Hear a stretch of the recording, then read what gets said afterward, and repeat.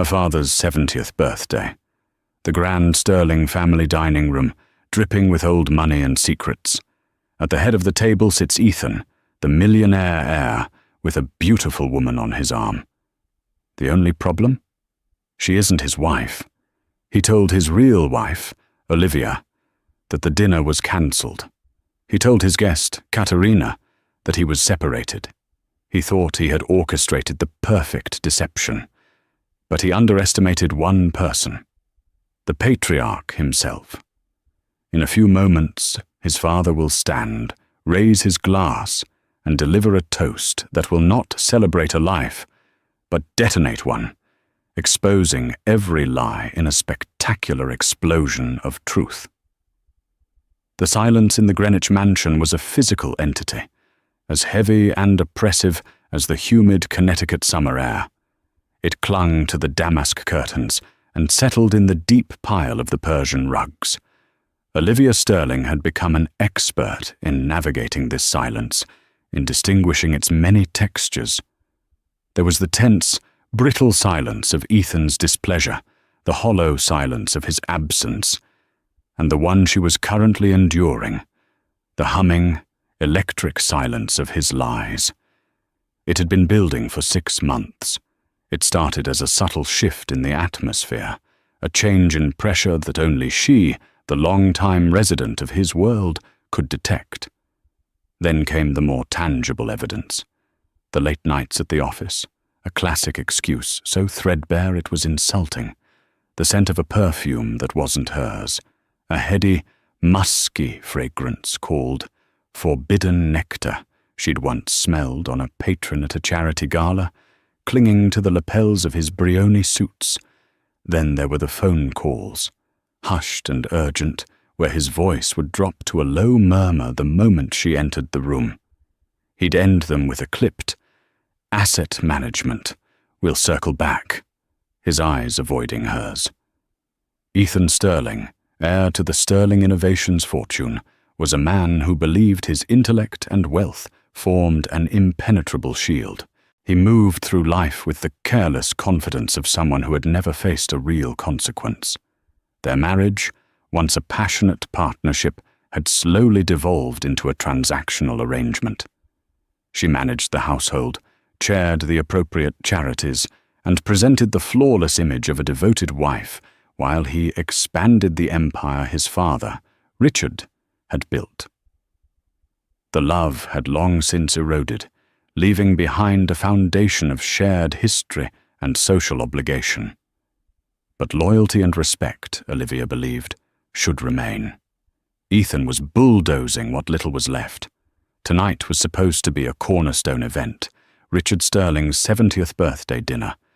It was a hallowed tradition, an intimate family gathering at the sprawling Sterling estate, a place of genuine warmth that stood in stark contrast to the sterile opulence of her own home. She had been looking forward to it, to the reassuring presence of her father-in-law, a man of quiet integrity who saw more than he ever let on. But yesterday, Ethan had come home early, a rare occurrence. He found her in the walk-in closet, debating between a classic navy Roland Mouret dress and a more contemporary emerald green design. He didn't kiss her hello. He simply leaned against the doorframe, his posture a study in feigned casualness. "Bad news, Liv," he'd said, loosening his tie. "I just got off the phone with Dad. The chef at the estate has come down with a terrible case of norovirus. They're having to postpone the dinner, pushing it to next Saturday." Olivia had turned, the emerald dress in her hand. "Oh no. Is everyone all right?" "Everyone's fine. Just a precaution. Margaret is in a panic, of course. You know how she gets." He gestured vaguely. "Honestly, it might be for the best. You've been looking a bit peaky lately. All those committee meetings. You should take the weekend to rest. Just relax." The lie was so smooth, so practiced, it almost slid past her. But a tiny alarm bell chimed in the back of her mind. The Sterlings didn't use an outside chef for family dinners. Their cook, Mrs. Gable, had been with the family for 40 years and was notoriously robust. Norovirus? It seemed unlikely, and the look in Ethan's eyes, a flicker of something she couldn't quite name, a mixture of pity and impatience, made the fine hairs on her arms stand up. "Peaky," she repeated, her voice carefully neutral. "I feel perfectly fine." "You're pale," he insisted, walking over and placing a cool hand on her forehead, in a gesture that was meant to be caring, but felt clinical and dismissive. "A little warm, maybe. You deserve a break. I'll have to run into the city tomorrow night anyway. Some last-minute meeting with the Tokyo investors that I can't get out of. So you'll have the whole house to yourself. Order in, watch a movie. My treat." He was not just lying. He was actively constructing an alternate reality for her, walling her off from his real life. He wanted her out of the way. The reason was as clear as the 10-carat diamond on her finger. The dinner wasn't postponed. He was going without her, and he was taking someone else. The realization settled not with a bang, but with a cold, heavy certainty in the pit of her stomach. She had played her part, nodding and expressing her disappointment about the dinner. She allowed him to see what he wanted to see, the compliant, slightly unwell wife who would be tucked away for the weekend. Now, on the night of the dinner, the house was cavernous around her. She had spent the day in a fog of disbelief and mounting fury. Every object in their shared life seemed to mock her. The photograph on the mantelpiece from their wedding 10 years ago. 2 bright young people smiling at a future that had curdled. The expensive art on the walls, chosen for its investment potential, not its beauty. It was all a facade, a gilded cage, and she had only just realized the door had been open all along. She just needed the courage to walk through it. She picked up her phone, her thumb hovering over her father-in-law's number. What would she even say? "I think my husband is cheating on me and is bringing his mistress to your birthday dinner." It sounded hysterical, paranoid. She had no concrete proof, only a deep, gut-wrenching intuition and a web of transparent lies. She needed more. Her phone buzzed, startling her. It was her friend Jessica, a woman with a penchant for high-end retail therapy and gossip. "Olivia, you will not believe who I just saw leaving Cartier on 5th Avenue. You're Ethan." And he was with a statuesque brunette who looked like she'd just stepped off a runway. He bought her a necklace, Liv. A ridiculously expensive one from the look of the box. "I thought you were with him." The air left Olivia's lungs. Jessica's words were the missing piece, the concrete block that solidified the foundation of her suspicions. It wasn't just a fling. It was a public statement. He was parading this woman around, buying her trinkets from the same stores where he'd once bought Olivia's engagement ring. The disrespect was breathtaking. "No, Jess," Olivia said, her voice eerily calm. "I wasn't with him. He told me he was in a meeting." "Oh, honey," Jessica breathed, the sympathy in her voice making Olivia's skin crawl. After she hung up, Olivia sat motionless for a full 10 minutes. The hurt was a physical ache in her chest, sharp and debilitating. But beneath it, something else was beginning to stir. A cold, hard anger. Richard Sterling valued loyalty and family above the billions in his bank account. He abhorred deceit. Ethan was not just betraying his wife, he was dishonoring his entire family, sullying his father's milestone birthday with a tawdry affair. She stood up, her movements precise and deliberate. She walked back into her closet, past the navy and emerald dresses. She pulled out a simple, elegant black cashmere dress. She slipped on a pair of understated pearl earrings, her wedding ring feeling like a lead weight on her finger. She looked at her reflection in the mirror. The pale, tired woman Ethan had described was gone. In her place was a woman with fire in her eyes. a woman who was done being silent. She grabbed her car keys from the marble bowl by the door. She wasn't going to call. She wasn't going to send a text. She was going to drive to the Sterling estate. She didn't know what she would do when she got there. She only knew she would not spend one more second locked inside this gilded cage. The lie of her life was about to collide with the truth, and she was going to be there to witness the wreckage. Katerina Vance studied her reflection in the gilt-edged mirror of her Upper East Side apartment, the kind of apartment she'd only ever seen in magazines. The rent was astronomical, a figure that would have made her gasp a year ago, but it was paid for, seamlessly, by Ethan. Just like the dress she was wearing. It was a slip of crimson silk by Valentino, a color that made her olive skin and dark hair seem incandescent. Around her neck lay the cool, heavy weight of her newest acquisition, a Cartier love necklace, its diamond-studded circle, a shimmering promise of the life she was about to step into. A year ago, Katerina had been a junior analyst at a rival firm, buried under spreadsheets and fetching coffee, her sharp mind and ambition constrained by a corporate ladder. She was expected to climb one slow rung at a time. Then she'd met Ethan Sterling at a tech conference in Geneva. He hadn't just looked at her. He'd seen her. He'd listened, truly listened, when she spoke about market volatility and emerging tech sectors. He was handsome, powerful, and utterly captivated by her. The affair had started that night, a whirlwind of 5-star hotels, private jets, and a passion that felt like something out of a novel. Ethan had been honest with her from the beginning, or so she believed. "My marriage is a formality, Kat," he'd told her over champagne at Le Bernardin. "Olivia and I are two different people, on two different paths. We stay together for appearances, for the family. It's been over for years. We're in the process of a quiet, amicable separation. It just takes time with this much money involved." She had accepted this. It made sense. In the world Ethan inhabited, marriages were mergers and divorces were complex dissolutions of assets. She saw herself not as a home-wrecker, but as his future.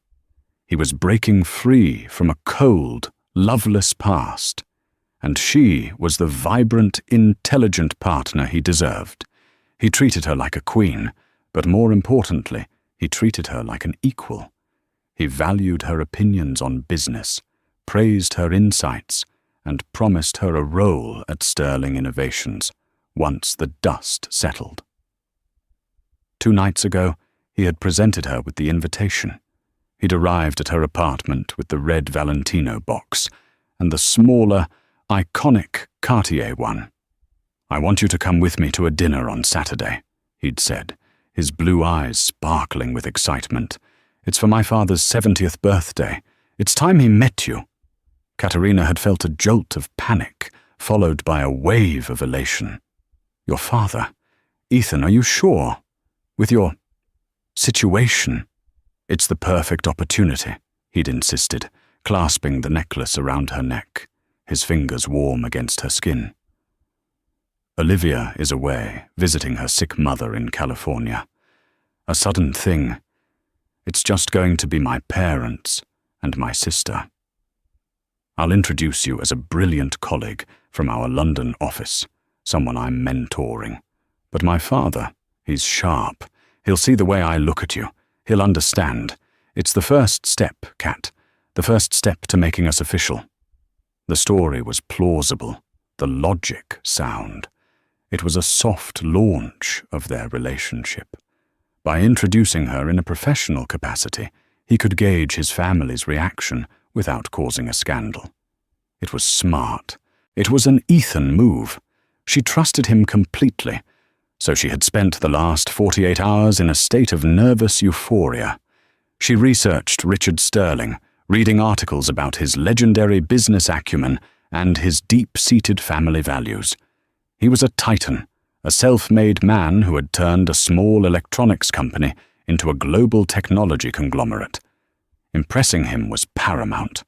She and Ethan had rehearsed her cover story, peppering it with details about fabricated projects and market analyses she was supposedly leading. Now, as the black car he had sent for her purred through the streets of Manhattan and headed toward the pristine suburbs of Connecticut, her heart hammered against her ribs. This was it. This was the night her life changed, the night she transitioned from a well-kept secret to the future Mrs. Sterling. She smoothed down the silk of her dress and touched the necklace, her good luck charm. The driver turned off the main road and onto a long, winding driveway flanked by ancient oak trees. At the end of it, the Sterling estate emerged, a magnificent stone manor that looked like it had been transported from the English countryside. It was bathed in a warm, golden light, exuding an aura of permanence and power. This was real wealth, not the flashy, transient kind she saw in the city. This was a dynasty. The car crunched to a halt on the gravel courtyard. Before the driver could open her door, Ethan was there, pulling it open himself. He looked impossibly handsome in a tailored navy suit, his smile dazzling. "You look breathtaking," he murmured, his eyes sweeping over her appreciatively as he helped her out of the car. "Absolutely perfect." He squeezed her hand. "Ready?" "As I'll ever be," she whispered, allowing him to lead her up the stone steps to the massive oak doors. The moment they stepped inside, she felt as if she had entered another world. The foyer was vast, with a soaring ceiling, a sweeping staircase, and walls adorned with ancestral portraits whose eyes seemed to follow her. An older man in a crisp uniform, whom Ethan introduced as Mr. Abernathy, took her coat with a polite but inscrutable expression. Ethan led her toward a large drawing room from which the low murmur of conversation and the clinking of glasses emanated. "Just relax," he whispered in her ear. "Be yourself. They're going to love you." Her confidence wavered for a fraction of a second. She was an outsider here, a girl from a middle-class family in Ohio who had clawed her way to this moment. The sheer, unadulterated weight of the Sterling legacy was intimidating. But then she caught her reflection in a hallway mirror. The crimson dress, the diamond necklace, the powerful man with his hand possessively on the small of her back. She belonged here. Ethan had chosen her. She took a deep breath, composed her features into a mask of serene confidence, and stepped into the lion's den. The drawing room was exactly as Katerina had imagined it, only more so. A fire crackled in a cavernous stone fireplace, despite the summer heat, more for ambiance than necessity. The furniture was a collection of rich velvets and worn leather, pieces that looked like they had been in the family for generations. Standing by the mantelpiece, holding a glass of what looked like single malt scotch, was Richard Sterling. He was not a tall man, but he possessed a gravitational pull that made him the undeniable center of the room. His hair was a thick mane of silver, and his eyes, a paler blue than his son's, were sharp and intelligent. They missed nothing. As Ethan made the introductions, Richard's gaze swept over Katerina, polite but analytical, like a master jeweler assessing a stone. "Father, this is Katerina Vance," Ethan announced, his tone a little too loud, a little too jovial. "Katerina is one of our brightest rising stars from the European division. She's in town for the quarterly review, and I thought it was a perfect chance for her to meet the family." "Miss Vance," Richard said, his voice a low, pleasant baritone. He extended a hand. His grip was firm, his skin dry and cool. "It's a pleasure to have you in our home. Sterling Innovations is always proud of its exceptional talent." The compliment was perfectly delivered, yet Katerina felt a subtle probe within the words. Talent. He was placing her firmly in a professional box. "The pleasure is all mine, Mr. Sterling. I've admired your work for years. Your strategies on market diversification in the early 2000s are legendary." She had rehearsed the line, and it came out smoothly. Richard offered a small, knowing smile. "It's always a good sign when our people study the company's history. It shows commitment." A woman with soft, elegant features and kind eyes detached herself from a nearby armchair. This was Margaret Sterling, Ethan's mother. She greeted Katerina with a genuine warmth that was a stark contrast to her husband's reserved appraisal. "Katerina, how lovely to meet you. You must tell us all about London. I do hope Ethan is being a proper host." "He's been wonderful, Mrs. Sterling," Katerina said, feeling a bit of her tension ease. But her relief was short-lived. A younger woman who had been watching the entire exchange in silence from a wing-back chair rose to her feet. She had Ethan's dark hair, but Richard's piercing blue eyes. This had to be the sister, Caroline. "Caroline, this is Katerina Vance," Ethan said. Caroline's handshake was brief and cool. Her smile did not reach her eyes. "Vance," she said, her tone flat. "I don't believe I've heard Ethan mention you before, and he mentions everyone he deems important." The jab was subtle but landed with precision. Ethan laughed it off. "Caro, you know I can't keep you briefed on every single one of our top executives. Katerina's work has been instrumental in our fintech expansion." "I see," Caroline said, her eyes drifting down to the Cartier necklace sparkling at Katerina's throat before flicking back up to her face. "Quite an instrument." An awkward silence descended. Katerina felt a flush of heat creep up her neck. Caroline's hostility was palpable. She clearly didn't believe the colleague story for a second. Was it that obvious? Or was she just naturally protective of her brother's marriage? The thought of Olivia, the faceless, absent wife, pricked at her conscience for the first time. She pushed it away. Ethan had said the marriage was over. Caroline was probably just loyal to a fault and hadn't accepted the reality of the situation yet. Richard, ever the master of social dynamics, stepped smoothly into the breach. "Well, I'm famished," he declared. "Margaret, shall we move to the dining room? Miss Vance, I trust you'll find Mrs. Gables cooking a welcome change from London's restaurant scene." He led the way, with Margaret on his arm. Ethan placed his hand on Katerina's back again, a gesture of reassurance, but she could feel the tension in his fingers. He was nervous. The realization unsettled her. The unflappable Ethan Sterling was on edge in his own family home. The dining room was even more magnificent than the drawing room. A long mahogany table, polished to a mirror shine, was set with heirloom silver and crystal that glittered under the light of a massive chandelier. The four of them took their seats, with Richard at the head of the table and Ethan at the foot. Margaret sat to her husband's right, placing Katerina directly opposite Caroline, whose cool, appraising stare was relentless. The first course was served by Mr. Abernathy, a delicate lobster bisque. The conversation was stilted, a carefully choreographed dance around the obvious. They talked about the weather, about European politics, about a recent acquisition by Sterling Innovations. Katerina did her best to contribute intelligently, drawing on the business articles she'd devoured and the talking points Ethan had fed her. Richard seemed to listen intently, nodding occasionally. "Ethan tells me you were the architect of the Helvetia project," he remarked, dabbing his mouth with a linen napkin. "A very aggressive and successful push into the Swiss digital banking market." "I was part of a larger team, of course," Katerina said modestly. "But I was proud to lead the strategy on user acquisition." This was one of the key elements of her cover story. "Fascinating," Richard said, his eyes twinkling in a way that seemed both curious and dangerous. "I was under the impression that was spearheaded by Robert Ackerley.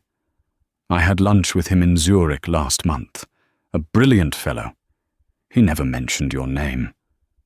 The blood drained from Katerina's face.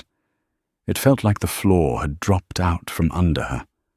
It was a direct hit, a test she hadn't prepared for. She looked to Ethan for help, but he was suddenly engrossed in swirling the wine in his glass, his jaw tight. She scrambled for an answer, her mind racing.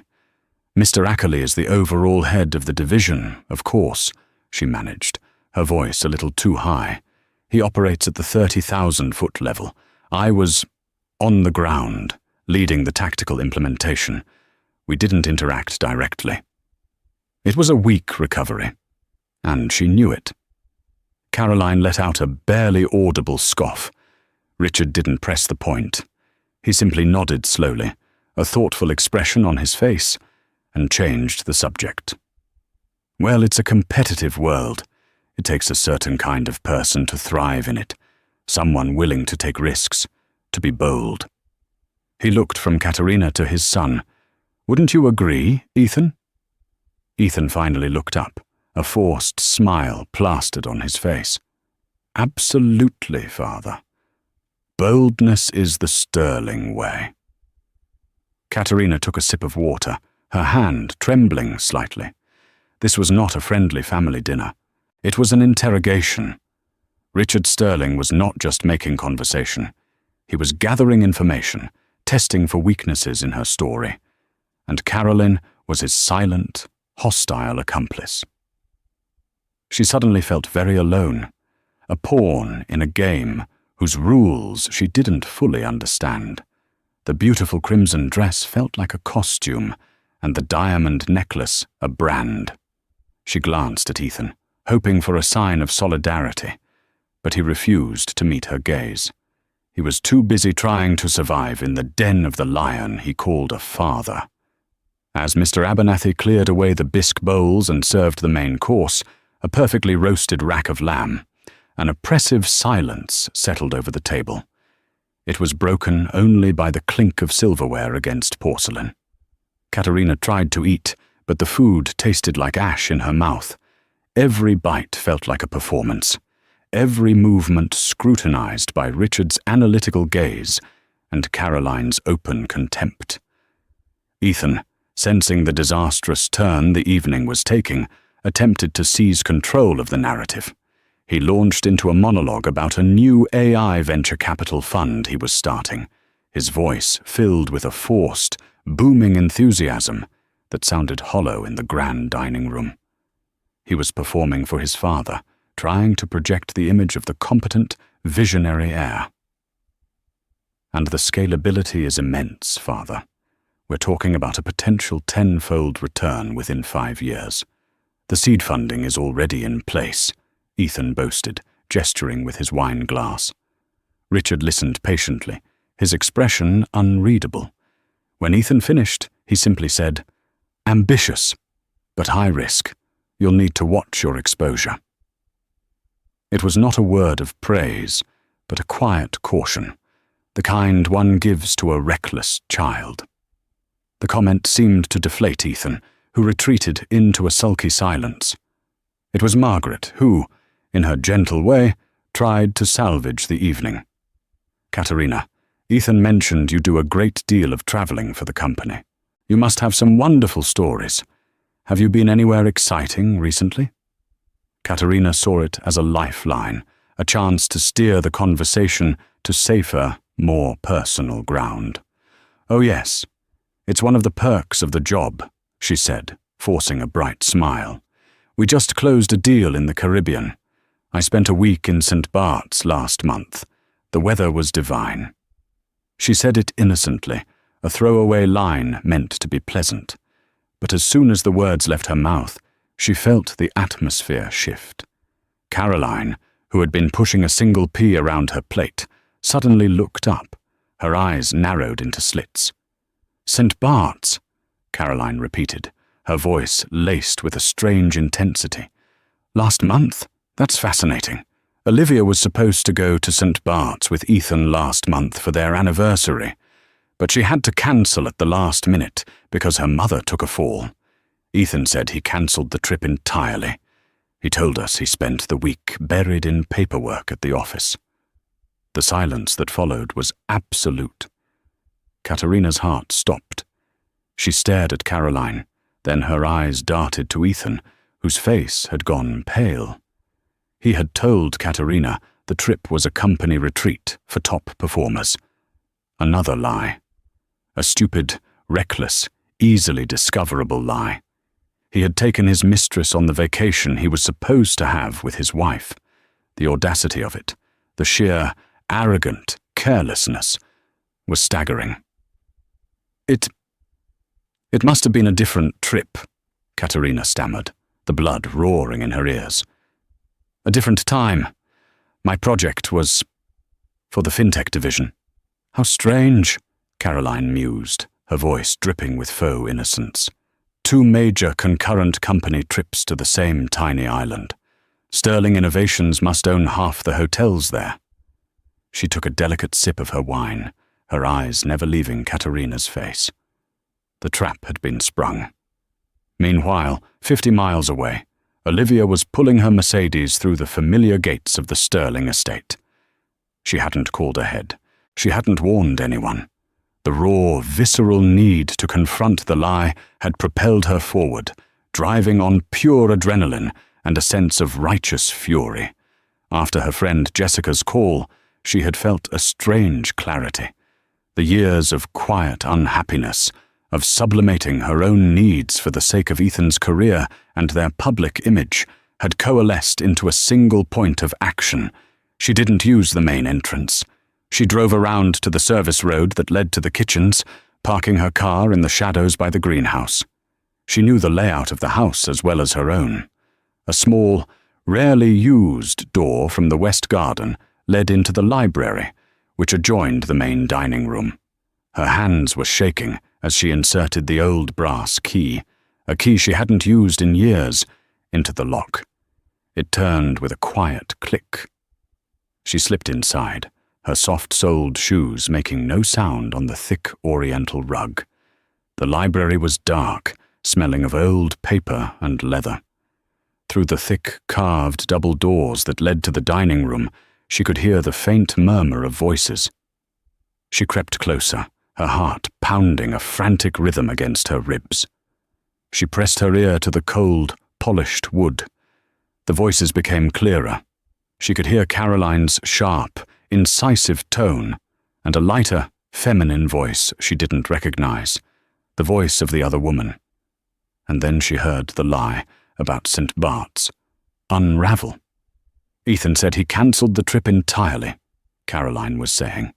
Olivia squeezed her eyes shut. The confirmation was a physical blow, knocking the wind out of her. It was real, it was all real. He had taken that woman to their anniversary spot. The cruelty was almost incomprehensible. Tears of anger and betrayal pricked at her eyes, but she willed them away. This was not the time for weakness. She heard the unfamiliar voice stammer a pathetic defense. Then she heard Ethan's, strained and angry. "Caroline, that's enough. You're making our guest uncomfortable. Let's drop it." A deeper voice cut through the tension, calm and authoritative. "Richards, no. I think your sister raises an interesting point about transparency." Olivia's hand went to the ornate brass handle of the library door. Her mind was a whirlwind. What was she doing? Was she really about to storm into a family dinner and cause a scene of unimaginable proportions? Part of her screamed to turn back, to flee into the night, and deal with this messy, humiliating disaster in private. But another part, a part she hadn't heard from in a very long time, urged her forward. It was the part of her that still believed in the sanctity of family, in the ideals of respect and honor that her father-in-law embodied. Ethan had brought this disgrace into his father's home on his father's birthday. This was not just an attack on her, it was an attack on everything Richard held dear. He deserved to know the truth. They all did. She took a deep breath, the cool air of the library steadying her nerves. Her hesitation evaporated, replaced by a steely resolve. She was no longer just Ethan Sterling's wife. She was Olivia Sterling, and she would not be dismissed, discarded, and lied to. She was not a problem to be managed or a detail to be hidden away. She was a person, a member of this family, and she was walking into that room. With her shoulders back and her head held high, she turned the handle and pushed the door open. The library door swung inward with a soft, expensive sigh, revealing the scene in the dining room as if it were a tableau on a stage. For a moment, no one noticed her. All eyes were locked in the tense standoff at the table. Then, Margaret Sterling, who was seated facing the library, gasped, her hand flying to her chest.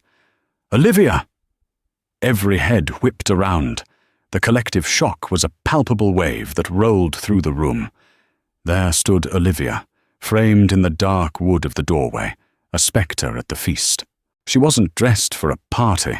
Her simple black dress and pale, determined face stood in stark contrast to the festive setting. Ethan was the first to recover, his face a mask of disbelief, quickly morphing into controlled fury. He shot up from his chair, knocking his wine glass, which wobbled precariously before settling. "Olivia! My God, darling, you startled us. I thought you were at home resting." He rushed toward her, his movements jerky and unnatural. "What a wonderful surprise. Are you feeling better?" He tried to take her arm, to steer her away, to absorb her into his narrative and control the damage. But Olivia stood her ground, pulling her arm away from his touch as if it were a hot iron. "I was feeling unwell, Ethan," she said, her voice quiet, but carrying to every corner of the silent room. "But I'm feeling much clearer now."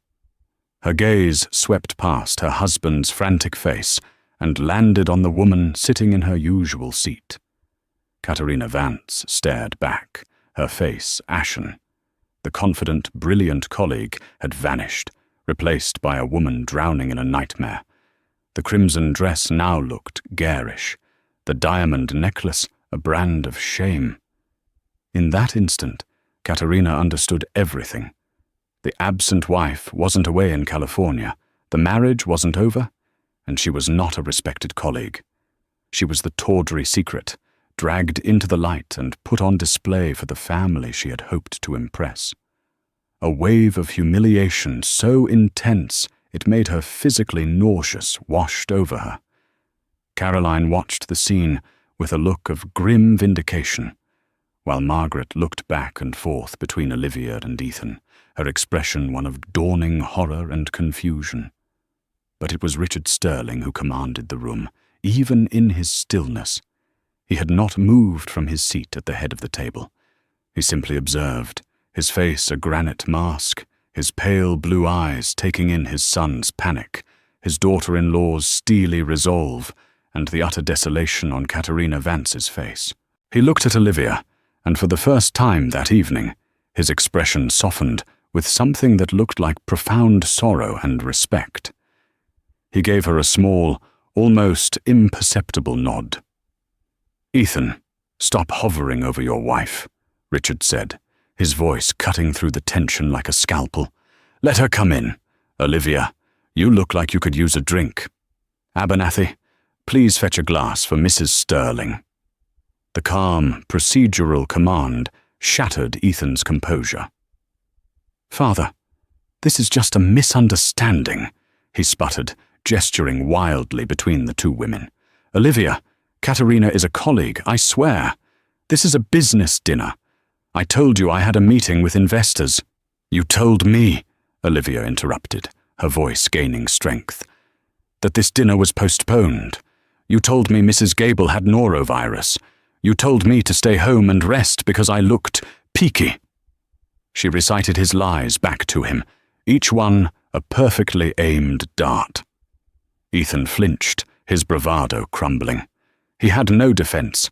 He was caught, tangled in the web of his own deceptions in front of the one person whose approval he craved above all others. Katerina, seeing her entire imagined future disintegrate, finally found her voice. It was a choked whisper. "He told me you were separated," she said, looking at Olivia, her eyes pleading for some kind of understanding. "He said you were visiting your sick mother." The two lies, spoken by the two women he had deceived, hung in the air, creating a devastating harmony of his betrayal. Ethan stared, cornered and exposed, his face contorting in a rictus of fury. "Both of you, be quiet," he hissed, his voice low and venomous.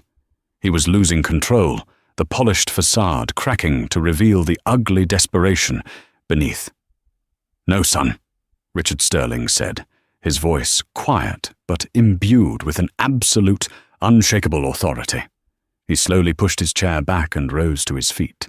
He picked up his champagne flute, the one intended for his birthday toast. The simple action silenced everyone. Mr. Abernathy, who had returned with a glass for Olivia, froze by the sideboard, a silent witness to the unfolding drama. "I believe," Richard said, his eyes scanning the faces at the table, lingering for a moment on his son, "that it is time for my toast." The air grew thick with dread. This was not going to be a celebratory speech. It was going to be a reckoning. Ethan looked at his father, a dawning terror in his eyes, as if he were a condemned man watching the judge put on the black cap. Olivia stood tall, her presence having set the stage for the final act. She had come seeking the truth, and now it seemed the family patriarch himself was about to deliver it. Richard Sterling held the champagne flute aloft, the pale gold liquid shimmering under the chandelier's light. The room was so quiet that the tiny bubbles fizzing in the glass seemed to roar. He surveyed the scene before him. His son, pale and cornered, his daughter-in-law, standing with the quiet dignity of the wronged, his wife, her face a canvas of confusion and pain, and the young woman, Katerina, who looked as if she wished the ground would swallow her whole. 70 years, Richard began, his voice calm and measured, resonating with the patriarchal authority he so rarely brandished. "It's a significant milestone, a time for reflection, a time to look back on what one has built. Not just a company, not just wealth, but a name, a legacy." He paused, letting the weight of the word legacy settle into the room. He turned his gaze slowly until it rested fully on Ethan. A legacy is not built on spreadsheets or stock prices. It's built on stronger materials, on integrity, loyalty, and honor. It's about the promises you keep, especially the ones you make to your family. It's about protecting your name, not just for yourself, but for the generations that come after you. Ethan shifted in his seat, a muscle twitching in his jaw. "Father, perhaps this isn't the time." "This is precisely the time," Richard cut him off, his voice hardening ever so slightly. "Because tonight I have been given a gift, the gift of clarity. So I would like to propose a toast to the truth." He took a slow, deliberate sip of champagne, his eyes never leaving his son. "Let us toast," he continued, setting his glass down with a soft click. "To my son, Ethan, a man of bold initiatives." He picked up a small, leather-bound folder that had been sitting beside his plate, unnoticed until now. He opened it. He is so dedicated to his work that he established a private, unlisted credit account with Amex for client entertainment, an account with a staggering expenditure over the last 6 months. For instance, a charge for 2 first-class tickets to St. Bart's last month at a cost of $22,000, and a week-long booking at the Eden Rock Presidential Villa, a very expensive business meeting. Katerina let out a small, strangled sob. Olivia stood like a statue, her expression unmoving, but her hands were clenched into tight fists at her sides. Richard flipped a page in the folder. Let's also toast to his generosity. A generosity so profound that he signed a 1-year lease on a 2-bedroom apartment at 740 Park Avenue. Not as a corporate asset, mind you, but a personal lease, paid for through a shell corporation. A lovely little nest, I'm sure. The monthly rent alone would cover a junior analyst's salary for a year. He looked directly at Katerina now, his expression not unkind, but piercingly direct, and a toast to his exquisite taste in jewelry. So exquisite, in fact, that he purchased a Cartier Love necklace just yesterday afternoon. The receipt is right here. He paid for it with the same private Amex. A beautiful piece. His eyes flickered to the necklace at Katerina's throat. It seems he couldn't wait to give it to his rising star from the European division. Katerina's hand instinctively flew to her neck, her fingers touching the cold, diamond-studded metal. It felt like a slave collar. Tears streamed down her face, silently tracing paths through her perfect makeup. She had been bought and paid for, and the price tag was being read aloud for all to hear. But perhaps the most impressive feat, Richard went on, his voice dropping to a low, dangerous growl, is his mastery of logistics and deception. It takes a special kind of mind to orchestrate a lie of this magnitude. To tell his wife, Olivia. He turned his gaze to her, and this time it was filled with warmth and deep apology. A woman of grace and intelligence who has been a true daughter to me, that my birthday dinner was cancelled. To invent a story about a sick cook to ensure she would be at home, out of the way, while he brought his guest into this house. He slammed the folder shut. The sound echoed like a gunshot in the silent room. You did not bring a colleague to my home tonight, Ethan. You brought your mistress. You did not come here to celebrate my life. You came to desecrate the principles upon which it was built. You have lied to your wife. You have lied to this young woman. You have lied to your mother, your sister, and to me. You have shown a staggering disrespect, not for our rules, but for our family. You have valued a tawdry, fleeting affair over decades of loyalty and love. You have sullied the sterling name under my own roof, on my own birthday. Each sentence was a hammer blow, systematically dismantling Ethan's world. Ethan, stripped of all his bluster, could only stare at his father, his face a mottled canvas of shame and impotent rage. So yes, Richard concluded, picking up his glass again, a toast to the truth. For it is ugly and it is painful, but it is the only foundation upon which anything of value can be rebuilt. He paused, his eyes sweeping the room one last time, or in some cases, demolished. He drained his glass in one swallow and set it down on the table with a final, definitive thud. The sound sealed Ethan's fate. The toast was over. The truth was out. And the Sterling family, as they knew it, was irrevocably shattered.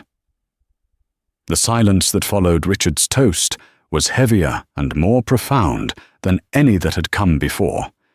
It was the silence of a battlefield after the final shot has been fired. The destruction was total. Ethan was the first to break. He surged to his feet, his chair screeching back against the hardwood floor. His face was flushed with a furious, desperate energy. "How dare you?" he spat at his father, his voice cracking. "How dare you humiliate me in my own home? In your home? You hired a private investigator? You spied on me? On your own son?" Richard didn't flinch. He met his son's rage with an icy calm that was far more terrifying. "When a cancer grows in a body, you don't ignore it. You cut it out," he said, his voice flat and devoid of emotion. "You ceased to be just my son and became a threat to the integrity of this family and our name. I acted accordingly." "This is about Olivia, isn't it?" Ethan sneered, turning his venom on her. You ran crying to Daddy, didn't you? You couldn't handle your own marriage, so you had him fight your battles for you. Before Olivia could even respond, Caroline stood up. She didn't have to, she said, her voice shaking with rage. We all saw it, Ethan. We saw you. We just didn't want to believe it. But you couldn't help yourself, could you? You had to be this arrogant. You had to rub our faces in it. The family was turning on him, a united front of disgust and disappointment. He was alone. His eyes darted to Katerina, perhaps seeking an ally, a fellow victim. But Katerina was already on her feet, gathering the shreds of her dignity. She looked at him with eyes full of a new, terrible clarity. She saw him not as a charming, powerful savior, but as a weak, deceitful man who had used her as a prop in his pathetic psychodrama. You lied to me, she whispered, her voice trembling but clear. You used me. Without another word, she turned and walked, almost ran, from the dining room, her crimson dress a slash of colour disappearing into the shadows of the grand house. The sound of the front door opening and closing a moment later was her final punctuation. Ethan was now a general with no army, a king with no subjects. He looked at his father, his fury collapsing into a desperate plea. Father, please. There is nothing to discuss tonight, Richard said, his tone final. Mr. Abernathy will show you to a guest room. You will not be returning to the Greenwich house. Tomorrow morning, at 9 a.m., you will meet me at the office. With my lawyers. Your leadership position at Sterling Innovations is terminated, effective immediately. We will discuss the terms of your severance from the company and your disinheritance from the family trust. The words disinheritance from the family trust hung in the air, a death sentence to the life Ethan had always known. It was not just about the money, it was about the identity, the power, the very core of who he was. You can't, Ethan breathed, shaking his head in disbelief. You can't do that. I can, Richard stated simply, and I will. You are my son, and I will always lament the man you failed to become. But you are not a Sterling in character, and that is a failure I will not tolerate. He turned his back on Ethan, a gesture of ultimate dismissal, and walked to Olivia. He gently took her hands in his. They were ice cold. Olivia, he said, his voice now filled with a deep, paternal kindness. I am so profoundly sorry. Sorry for my son's weakness, and sorry that you were hurt so badly under my roof. This house is your home. It will always be your home. The Sterling family stands with you, unconditionally. Tears she had refused to shed in front of Ethan now welled in Olivia's eyes, not tears of pain, but of gratitude and release. In the midst of the worst night of her life, she had found an anchor. She had found her family. 6 months later, the conference room at the Sterling Philanthropic Foundation was bright and airy, overlooking the bustling streets of Manhattan. Olivia stood at the head of the table, confidently outlining a new initiative for funding STEM education in underserved communities. She was no longer just Olivia Sterling, the society wife. She was the foundation's new executive director, a position she had earned through her sharp intellect and a newfound passion Richard had encouraged her to pursue. Her divorce from Ethan had been swift and surprisingly clean. Stripped of the family trust and his executive power, Ethan had little leverage. He had taken a modest settlement and disappeared, reportedly living in Singapore, trying to leverage what was left of his name to start a new venture. No one in the family had heard from him directly. Katerina Vance had also vanished from their world. A week after the disastrous dinner, she had sent a short, handwritten note to Olivia's lawyer. It contained a simple, sincere apology and the Cartier necklace. Olivia had immediately sold it, donating the entire sum to a shelter for women. The Sterling family had been reshaped by the fire of that night. Margaret and Richard were closer than ever, their bond forged anew in the crisis. Caroline and Olivia had developed a deep friendship, a sisterhood born of shared loyalty. The family dinners at the estate continued, but they were different now, smaller, quieter, and filled with an honesty that had been absent for years. The legacy Richard had spoken of was being redefined. It was no longer just about corporate power and immense wealth. It was about resilience, integrity, and the strength to excise the parts that threatened to corrupt the whole. Olivia, once trapped in a gilded cage, had found her freedom, not by leaving the family, but by helping to rebuild it on a foundation of truth. She had lost a husband, but she had gained herself, and in doing so had secured her true place in the Sterling legacy. And that's how a single birthday toast became a weapon of truth, dismantling a web of lies and deceit in one unforgettable night. Ethan Sterling thought his money and power made him untouchable, but he forgot that true strength lies in character, not in a bank account. Olivia's courage to confront the lie and Richard's refusal to tolerate dishonor saved more than just a family's reputation. It redefined their very legacy. What do you think? Was Richard's public takedown of his own son justified, or should he have handled it in private? Let us know your thoughts in the comments below. We read every single one. If this story of betrayal and ultimate justice resonated with you, please give this video a thumbs up, share it with someone who loves a good story, and make sure you subscribe and hit that notification bell.